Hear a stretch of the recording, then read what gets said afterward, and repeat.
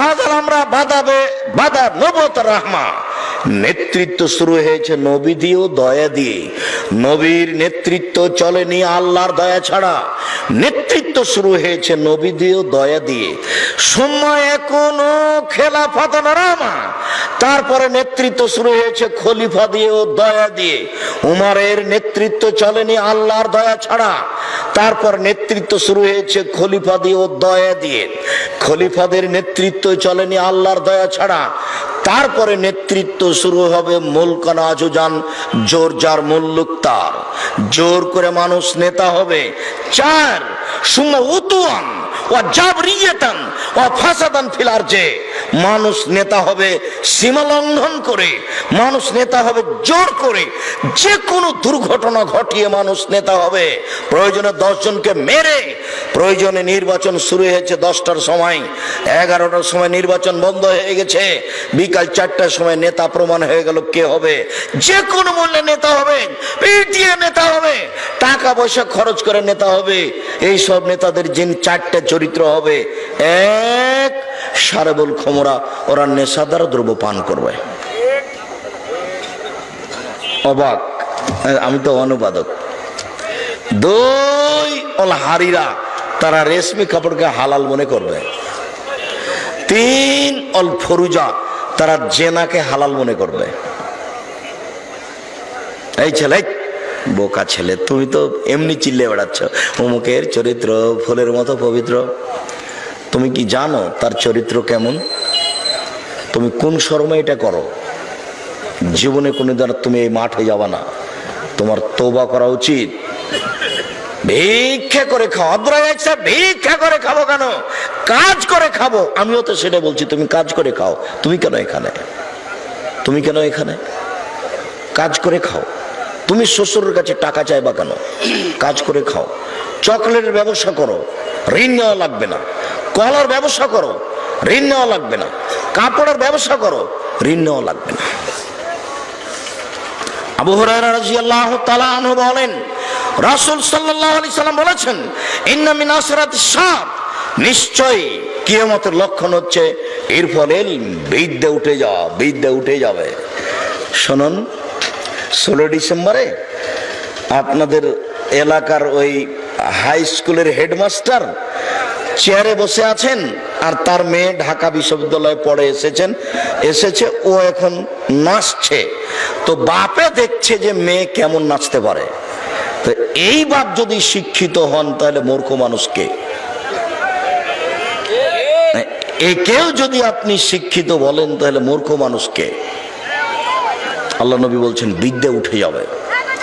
2, ওয়াকসুরাল জাহাল, মূর্খতা বেড়ে যাবে। অন্য এক বর্ণনা এসেছে মূর্খতা বর্ষণ হবে। 3,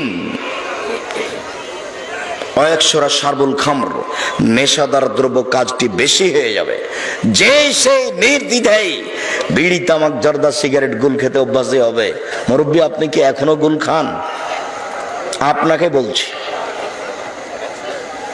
আর কোনোদিন গুল মুখে দিবেন না, হারাম খাদ্য। হুজুর, আপনি জর্দা খান, আপনি নাকি বলেছেন মাকরু। মাকরু মানে কি জানেন তো? মাকরু মানে খারাপ। হুজুর খারাপ খায় আর আমাদের ইমামতি করে।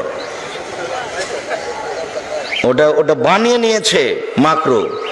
আব্দুর রাজ্জাক সাহেব, জর্দা কি হারাম? অবশ্যই। রাসূল সাল্লাল্লাহু আলাইহি ওয়াসাল্লাম বলেন, মাসকারা কাসিরুহু ফাকালিলুহু হারাম। যে জিনিস বেশি খেলে বিবেকের ক্ষতি হবে, তার কমও হারাম। একটা মানুষকে যদি 250 জর্দা খাওয়ান এখন, তাহলে তার বিবেক থাকবে না, নষ্ট হবে। তো 250 জর্দা খাওয়ালে যদি বিবেক নষ্ট হয়, তাহলে তার একটা কোনা জর্দাও হারাম। যেটা বেশি খেলে বিবেকের ক্ষতি হবে, তার কম হারাম। এই কথা মুহাম্মদ সাল্লাল্লাহু আলাইহি সাল্লাম বলেন, আমি বলিনি, আমি একজন অনুবাদক মাত্র।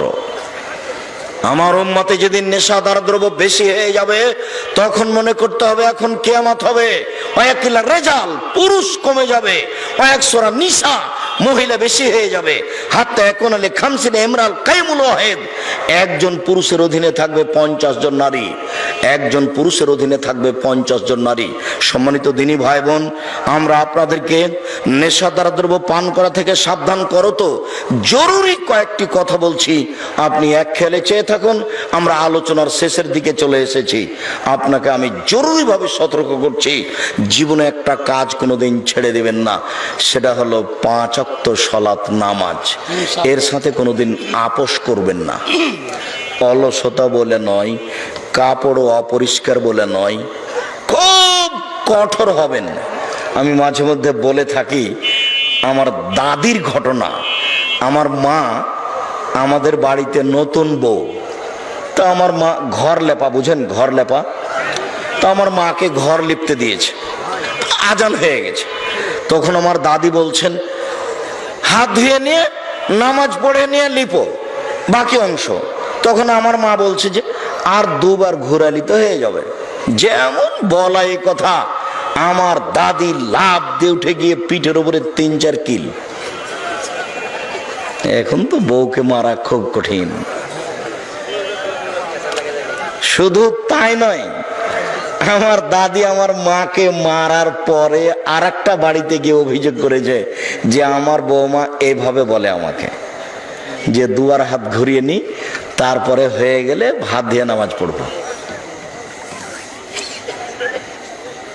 খুব কঠোর মানুষ ছিলেন। বৃষ্টিতে ধান ভিজছে, আজান হয়ে গেছে, তাড়াহুড়া করে সবাই উঠাই। আমার দাদি বলছেন না, আগে নামাজ হবে, তারপরে যেই বৃষ্টি দিয়ে ভিজিয়েছে সেই শুকাবে। অতএব এখানে তাড়াহুড়ার কিছু নেই, আগে সলাৎ হবে। ওরা তো সলাৎ জানতো না। আব্দুর রাজ্জাক সাহেব বলছেন নামাজকে সলাৎ, আমরাও তো নামাজকে কি বলি? নামাজই বলি। ইনি নতুন ভাবে নাম তুলেছেন যে কি সলাৎ। শুধু নাম তোলা নয়, সলাতই বলতে হবে। অনেক পার্থক্য নামাজ এবং সলাতে। সলাত শব্দটি কোরআনেও আছে, হাদিসও আছে। নামাজ শব্দটি কোরআনেও নেই, হাদিসও নেই। সিয়াম শব্দটি কোরআনেও আছে, হাদিসও আছে। রোজা শব্দটি কোরআনেও নেই, হাদিসও নেই। জাহান্নাম শব্দটি কোরআনেও আছে, হাদিসও আছে। দোজক শব্দটি কোরআনেও নেই, হাদিসেও নেই। জান্নাত শব্দটি কোরআনেও আছে, হাদিসও আছে। বেহেশত শব্দটি কোরআনেও নেই, হাদিসেও নেই। আল্লাহ শব্দটি কোরআনেও আছে, হাদিসেও আছে। খোদা শব্দটি কোরআনেও নেই, হাদিসেও নেই। এমনিতেই চলছে। শরীফ যেমন চলছে, ওটা তেমন চলছে। কেউ জানে না যে আস্তাগফিরুল্লাহ রাব্বি মিন কুল্লি জামি ওয়া তুবু ইলাইহি, এই দোয়াটি দুনিয়াতে নেই, এমনিতেই চলছে। সালাম দেওয়ার সময় আস্তাগফিরুল্লাহ লাকুম বলা যাবে না, কেউ জানে না কোথায় আছে, এমনিতেই চলছে। ধর্ম অনেক জায়গাতে এমনিতে চলছে, এটাও চলছে। জীবনে একটি কাজ কোনোদিন ফাঁকি দেওয়ার চেষ্টা করিয়েন না নিজেকে, সেটা হলো 5 ওয়াক্ত সালাত। 2, একটু হালাল রুজি খাবেন, নেশাদার দ্রব্য থেকে বেঁচে থাকবেন। 3, একটু কোরআন মাজিদ তেলাওয়াত করতে অভ্যাসী হবেন। অন্তত সূরা ইখলাস, অন্তত সূরা ইখলাস। ইখলাস বুঝেন তো? কুল আল্লাহ অন্তত 3 বার পড়বেন। 3 বার পড়লে 1 বার কোরআন মাজিদ পড়ার সমান নেকি হবে। 1 বার সূরা ইয়াসিন পড়লে 10 বার কোরআন মাজিদ পড়ার নেকি হবে। এই হাদিস জাল। সূরা হাসরের শেষ 3 আয়াত পড়বেন না, ওই হাদিসও জাল, এ আমল করতে হবে না। এরপরে যেটুকু বলছি সেটুকু হচ্ছে এই জামিয়া সালাফিয়া ডাঙ্গিপাড়া পবা রাজশাহী, জামিয়া সালাফিয়া রূপগঞ্জ রাজগঞ্জ ঢাকা, এই প্রতিষ্ঠানের জন্য দোয়া করবেন। আমার মনে বড় সাধ, এদেশের মাটিতে উন্নত মানের প্রতিষ্ঠান গড়বই গড়ব, যেখানে ছেলেমেয়েরা বাংলা, ইংরেজি, আরবি উন্নত মানের শিক্ষা অর্জন করে অন্যায়ের বিরুদ্ধে লড়বে মুখে কলমে মিডিয়ায়। তার কলম হচ্ছে একটি মাসিক আল ইতেশাম পত্রিকা। পৃথিবীর প্রত্যেকটা বাঙালিকে আমি মাসিক আল ইতেশাম পত্রিকা 20 টাকা মূল্যে নেওয়ার জন্য অনুরোধ জানাচ্ছি।